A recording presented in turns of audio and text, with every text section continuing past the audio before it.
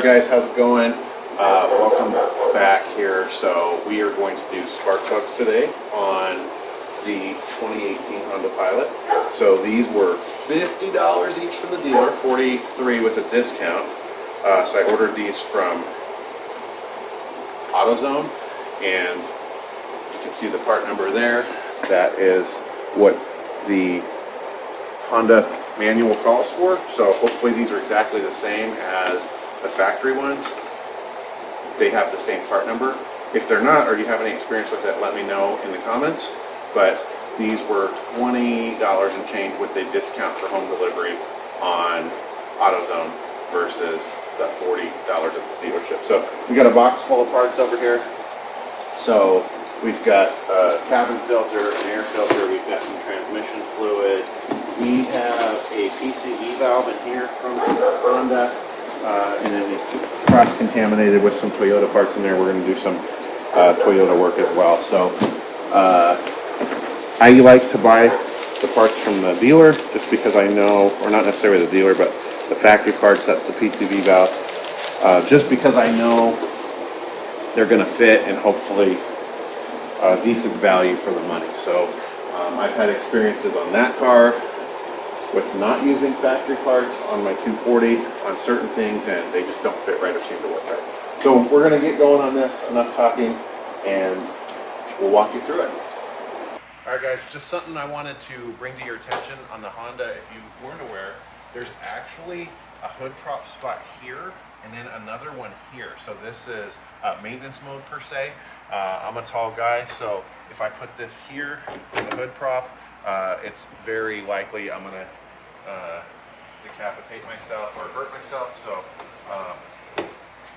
if you go all the way up to this one here, it's much higher. So you see it's 85-degree angle or so there. You have much more access to the car without hitting yourself. So on this one, to get started, we're going to take off our plastic Fantastic cover here. There's just a couple of little rubber mounts that hold this on, and we're just going to get that out of our way. And hopefully should be pretty straightforward. We got 3 plugs back here, and then we have the 3 plugs right here in the front underneath the coil pack. So get some tools and we'll get going. Okay guys, we're on the back side of the engine here. We took the ignition coil out and we had to use a couple sockets with different extensions to get in there. So we are going to crack this plug free. There we go, not too bad.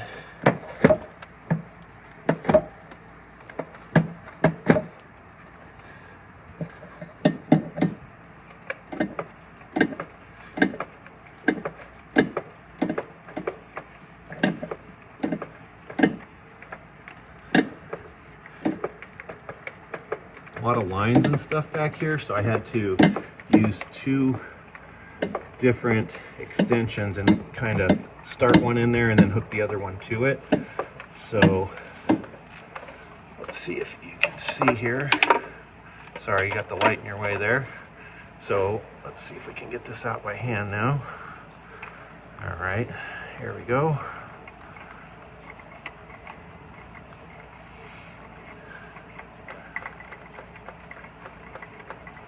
Alright, so I'm going to take the one extension off, bring the other one out with the spark plug socket, and there we go, first one. So we'll swap it out with the new one. So same exact part number, so we'll compare it with the new one.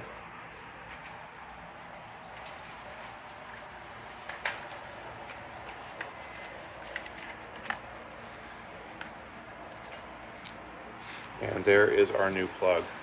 Definitely a little bit different. Hopefully we'll see an improvement there with the changing of these. Okay, so we have our spark plug socket here. This is a 5/8 old school Craftsman. So our new plug here, I'm gonna make sure it's seated nice in there. And we're gonna go back here and start. Let's trying to be mindful not to bash the electrode. I'm feeling with my finger first where the hole is there so we don't smash the electrode or anything in there. And we'll get this started by hand. Sometimes I would put never sees on the threads, but the more I read about the NGKs, the coating is supposed to prevent the threads from locking up. So, and where I live here, it's super dry. Rust isn't an issue. So I am going to just go with these the way that they are. All right, and we're tightening up here. So the recommended torque for these in an aluminum head is 18 to 21 pound-feet. So we're gonna go ahead and do 18. Let me get the torque wrench. All right, so this might be an interesting fit here. So let's see if we can, looks like we'll be okay. Just get creative. Maybe not. Let's go on this side and see what happens.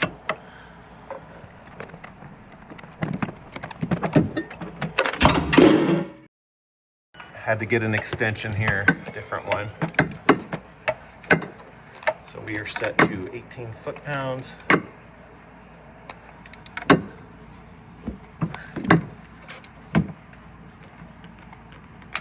There we go. All right, so we're gonna pull this apart in pieces because it is a tight fit.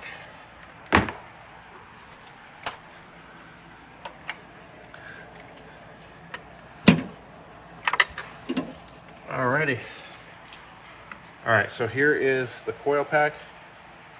Gonna put that back in, and don't know if it makes any difference or not, but we're gonna put a small dab of the dielectric grease in there.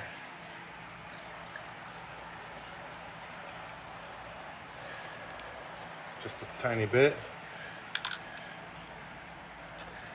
And let's see, this gets oriented with the plug up.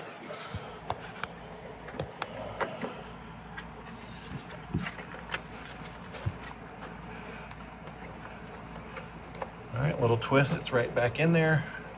Here's the bolt. This is a 10 millimeter, obviously, bolt that holds the coil pack in.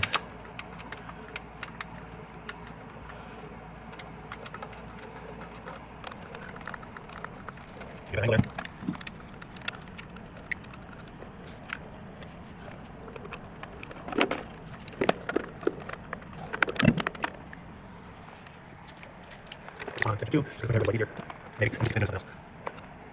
All right, one down, we'll plug it back in. I don't know how well you can see there, but let's see if we can get this plug back on here and hear a little click maybe. All right, heard that click, we're ready to go there. Next one, I already got the plug off, so I'm moving on over. Okay guys, we're going to the second one here. Sorry, there's some AC lines here in the way. Hopefully I can get a good picture for you. All right, there is the retaining bolt for the coil pack. Plug already undone. We are going to slightly twist here and then just pull straight out on that coil. You can see that coming right out. All right, we're gonna put that off to the side, and hopefully all in one fell swoop, we are going to assemble our spark plug setup. So like I said before, I've got one extension. Hopefully we don't drop that. Then I got the second one. Get in there, we're seated on the plug. We're gonna see if we can sneak our ratchet in here. Maybe. There we go. Now break it loose. There we go. All right, so make sure you guys can see what's going on here. If we haven't sped this up in the video, sorry. We're almost there. All right, so I'm gonna disconnect the first extension, pull it out, and here we are. All right, spark plug number 2, moving right along. So the one nice thing about this Honda versus some of the other ones, or some of the other cars in general, we actually have access to the back plugs without having to remove the upper plenum. So removing the upper plenum on a lot of the other front wheel drive minivans, especially in SUVs where the intake kind of comes back over here and then off to the side. This one's actually nice because the only thing we had to remove was the beauty cover. All right, guys, here we go. We're gonna go back in with number 2 now. We'll line these up to show you when we get them out and see how they fared. The car has 92,000 miles on it, so no issues at all. We're just doing this as obviously preventative maintenance, or at this point worn out. So starting these by hand again, just like we did on the other ones. This one will probably be the easiest back one to get to, just since it's in the middle. So these threads are obviously very long on these, which I like. We also have an F-150 2-valve, which are notorious for, not the 2-valve, but the 3-valve for ejecting spark plugs. It has the ejecting spark plug feature, which hopefully mine doesn't have, and it's got 184,000 miles on it, so I don't think it's going to have that feature. We're hoping not, but I do like the longer threads to hopefully avoid. There we go, click again, to avoid ejecting threads or spark plugs or any of that fun stuff that I don't really want to deal with. All right, guys, so we're going to take the second one here, put my little daub of dielectric grease in there. I'm sure if anybody has any different experience with this, let me know. I'm sure to be 50-50 on if you use this, if it's worth it, if it's going to make the engine explode or not. So just in case you're wondering, I kind of looking these over. So these are Denso USA that makes the ignition coils. If you are like me and you like to find gray market parts and you need coils, they are Denso's. So we're gonna guide this one back in, get the plug out of the way. It goes right in there. All right, we're gonna get our retaining bolt.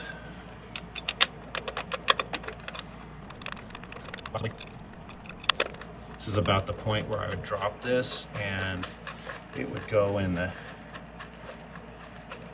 deep dark down under, and I wouldn't be able to find it for about 45 minutes, and it would be the longest part of the job.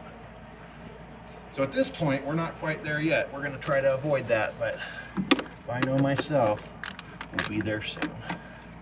All right, we're gonna give that a little snug. Nothing too tight, it's just holding it down. And we're gonna plug it back in and listen for a click. There we go, click number 2.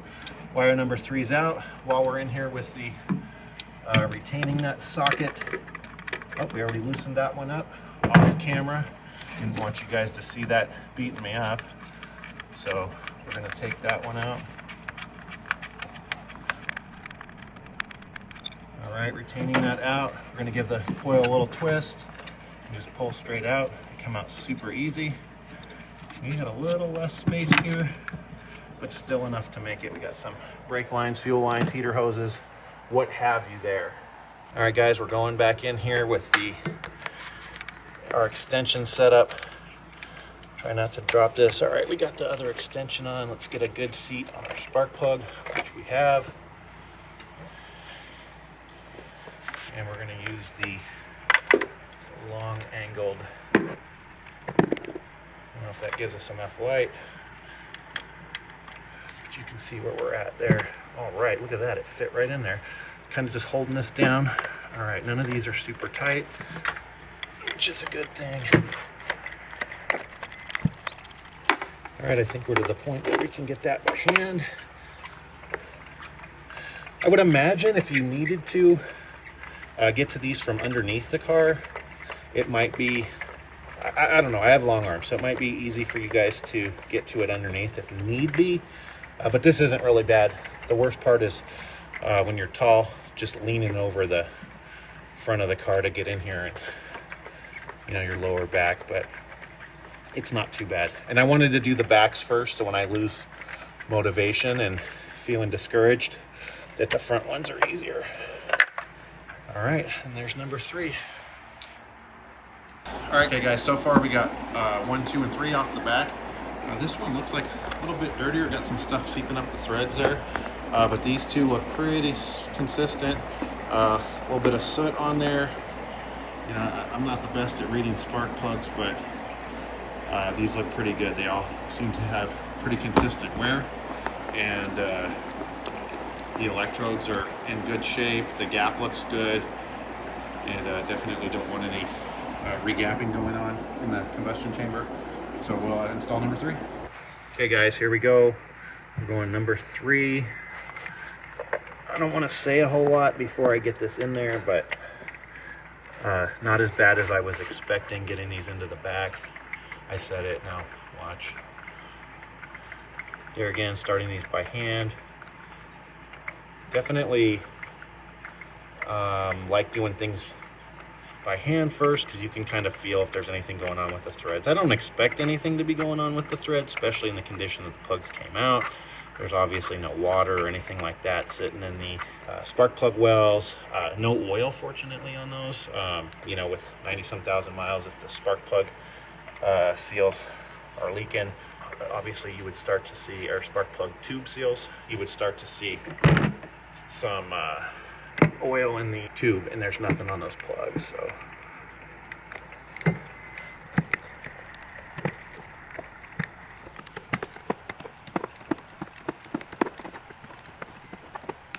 there we go, 3rd click. Let's try to get this torque wrench off of here first without it beating me up. Okay. That's it.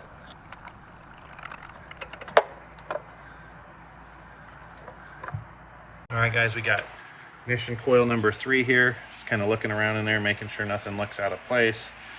Obviously it doesn't. Little daub of the dielectric in there, silicone.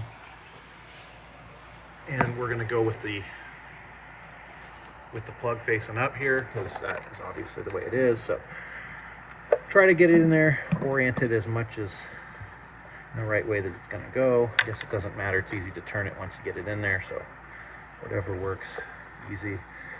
And seats right down. You can feel the little nub in there where the 10mm set bolt goes. All right, and I'm snugging that down as far as I can by hand to avoid having to turn it 18 times with the ratchet. Although that's fun, there's just not a lot of room up here. All right, there we go. So we're going to plug that one back in. Listen for the click. Heard that click there? So we got 1, 2, 3 plugged in, and I'm just double checking back here. 1, 2, 3 retaining nuts. All right, so that's the back done. Like I said before, I wanted to get those done first, because if it were to get difficult after I've done the front and been on here for hours, that gets a little stressful. So and I'd want to give up. So we're gonna. All right, guys. So these on the front are gonna go a little quicker. I'm gonna actually just pull all of the coil packs and bolts first, just so it's gonna go quicker. Now, not in the back. I'm not worried about mixing anything up, because I will sit it to where it's easy to get to. Just cracking these loose. So you guys can see there, you got a much better view of the retaining bolts for the coil. So these coils are all the same, and the same Denso part number, same coil, same layout, same plug. Okay guys, so I took the retaining bolts out of the front here, and we're just gonna give those a little twist. I'm gonna lay these out. 1, 2, and 3 it does, okay.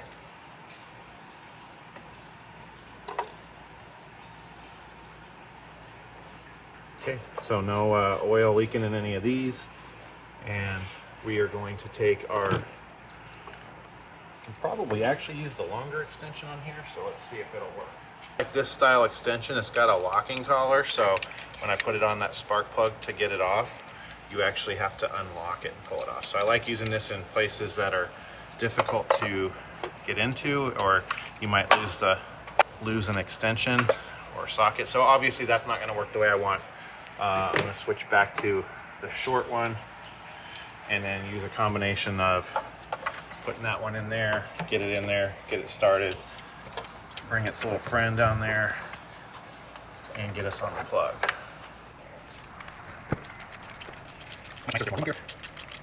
And I think for time savings while I'm here, we're going to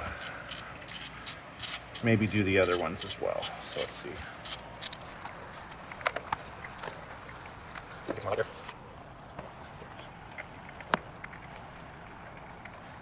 All right, I think we're clear of the threads. Let's check and see here. There we are.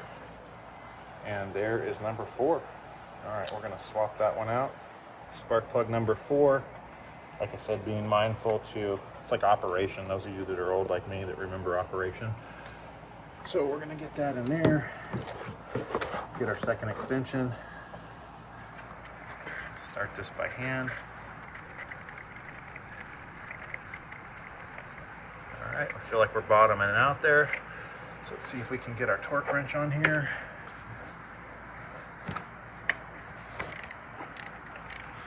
Much more clearance up here. There we go. All right, we're gonna take the torque wrench off first and see if we can wiggle this off of the plug. The back one, I had to go in there with the pliers to get it off of the plug because one of them didn't want to cooperate. And I didn't have a second locking extension that was small. Here's our second coil, or coil number 4, sorry. Wipe that off a little bit.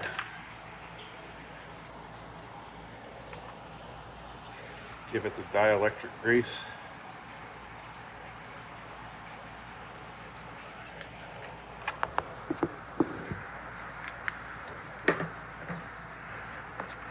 All right, we're gonna go right back in here. This one, give it a little twist.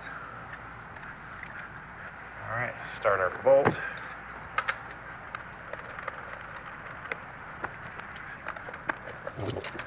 And just a little snug, make sure it's not going to come out on us. Plug us back in. We got a click there. All right, we're moving on to number 2. In the firing order, number 2 on this bank.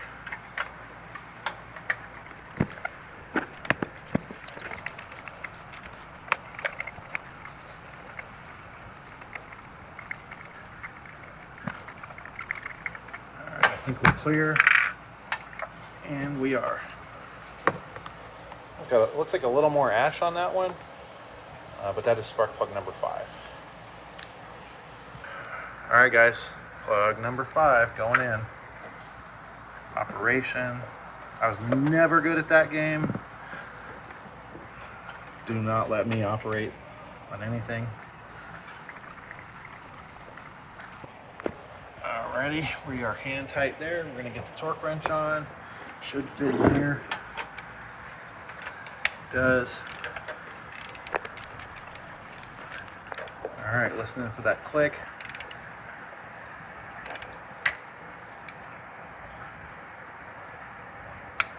There we go. So I was really wanting to get myself a nice digital torque wrench. And I started watching some YouTube videos, and the accuracy is about the same with mechanical and digital. So I have my Black Friday Sears special from longer ago than I care to remember, and American made, back when you could get some that weren't astronomically priced, American made. It's funny, when I bought that, I was just thinking I could use a nice torque wrench. I don't know what I'll use it for, and then obviously you use a torque wrench for everything. So glad to have that American-made one. I want to say it was $20 or something like that. Really good price a long time ago. So let's see how we can do this one. It's going to be easier going in than it was coming out. All right, give it a little twist there. We are good to go there. get our retaining nut in there. Snug that one up. And we're gonna plug this one back in too. We got our click there, and we are ready to go with number 3. We are on to the number 6 plug and the number 3 location on the forward bank.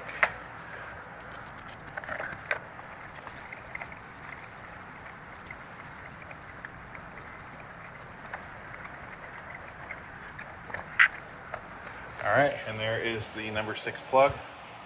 Looks to be in a similar shape to the rest of them, so that's good. We'll show you guys what they all look like together here. Okay guys, we got 1, 2, 3, 4, 5, and 6. This one's weird. I don't know if that was some combustion gases sneaking up past the threads there. A little bit. Obviously they only made it up so far, if that indeed was the case. If you guys know what that is, let me know. Curious. The rest of them seem to have very minimal, obviously, of that. I don't know if those threads actually protrude into the combustion chamber. It doesn't look like it from what the soot is. I don't know if they ever do that in general. Probably not. But let me know what you guys think there. So there again, NGK, that's the plug number for the Honda. And they appear to be identical from what came out. So like I said, you guys know if there's any difference between the ones that come in the Honda parts box or these. I don't think there is. I opted to go with NGKs. I've always had good luck with NGKs, so I stuck with those. That was the original plug, and we'll let you know how it turns out. All right guys, we tried to get you a better lighting position here. Now I see there's a little oil buildup here. I'm assuming that that's clearly from the fill. I do not see any obvious signs of leakage around valve cover gasket anywhere, so you guys can see that there. All right, and there's one of the spark plug tubes. There again, no visible leaks, and we're gonna do operation again here. So operation, install spark plug for those of you who are prior military also, or current. All right, so overall on this, should probably wait to say it, but a little easier than I anticipated. I was anticipating some difficulties, more so accessing the rear plugs, and it just wasn't as bad as I thought. Torque value again, like I say, was 18 to 21 foot-pounds. I think we actually set this to 20. So, yeah, up here. And these have, there we go, have a crush washer built into them, the spark plugs themselves. I'll show you guys that in a minute here. Alrighty. So we're gonna finish this one up with a Daba dielectric. There we go. Does it do anything? Who knows? But we put it in there. Makes us feel warm and fuzzy. All right, we're gonna get that one dropped back in there. Easy. All right, drop back in there. Easy glowing in there. Get it, everything all lined up nice. There we go. Find our last retaining screw here.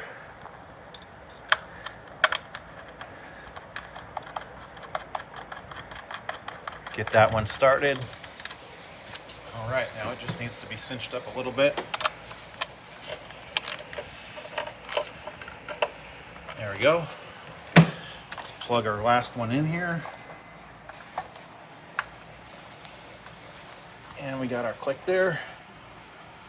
All right, so we'll fire it up and see how it goes. All right, guys, here we go. 3, 2, 1, contact. All right, we got a good idle.